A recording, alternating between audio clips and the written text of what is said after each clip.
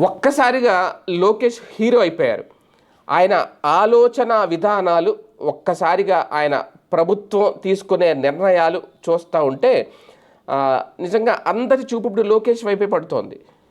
వ్యూహాలు, భవిష్యత్తు ప్రణాళిక, అద్భుతమైన రాజకీయ చాణక్యం, రాజకీయ చతురత ప్రదర్శించే విషయంలో చంద్రబాబు నాయుడు గారి దిట్ట అయితే, టెక్నికల్గా, లాజికల్గా, లేదంటే ఇంకా మెరుగైన పరిపాలన, ఈ వాట్సాప్ గవర్నెన్స్ లాంటిది, అంటే ఎలాంటి మధ్యవర్తిత్వం లేకుండా, ఎలాంటి లంచాలు, ఎలాంటి అవినీతికి అవకాశం లేకుండా అధికారులతో పని చేయించి ప్రజలకు ప్రభుత్వ పథకాలను అందించే విషయంలో, ప్రభుత్వ సేవలను అందించే విషయంలో టెక్నికల్గా టెక్నాలజీని ఉపయోగించి ఆలోచించడంలో నారా లోకేష్ దిట్టాన్ని నిరూపించుకున్నారు.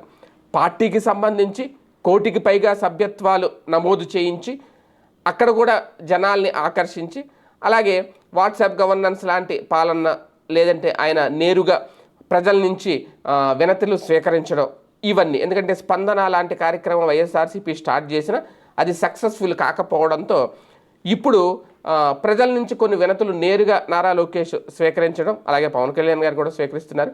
వాటి మీద దృష్టి పెట్టడం, వాటిని ఫాలోఅప్ చేయడం, వాళ్ళ సమస్యలు తీర్చే విషయంలో ఈయన కూడా ఒక నిబద్ధతతో, నిజాయితీతో ముందుకు వెళ్ళడం, ఇవన్నీ చూసినప్పుడు పార్టీ శ్రేణులు కూడా నారా లోకేష్ వైపు చూస్తున్నారు.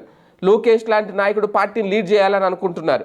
నారా లోకేష్ అవసరం ఉంది పార్టీకి, అలాగే రాష్ట్రానికి అని అనుకుంటున్నారు ఖచ్చితంగా.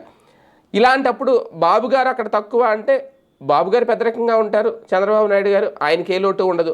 అదే నేపథ్యంలో నారా లోకేష్ లాంటి వ్యక్తి గనక అవసరం, పార్టీ ఎదుగుదలకు అవసరం, మళ్ళీ అధికారంలోకి రావాలన్న అవసరం, దాన్నైతే నిరూపించేసుకున్నారు నారా లోకేష్. మరి భవిష్యత్తులో ఎలాంటి నిర్ణయాలు, ఎలాంటి మార్పులు ఉంటాయి అనేదే అందరూ ఆసక్తిగా ఎదురు చూస్తున్న అంశం.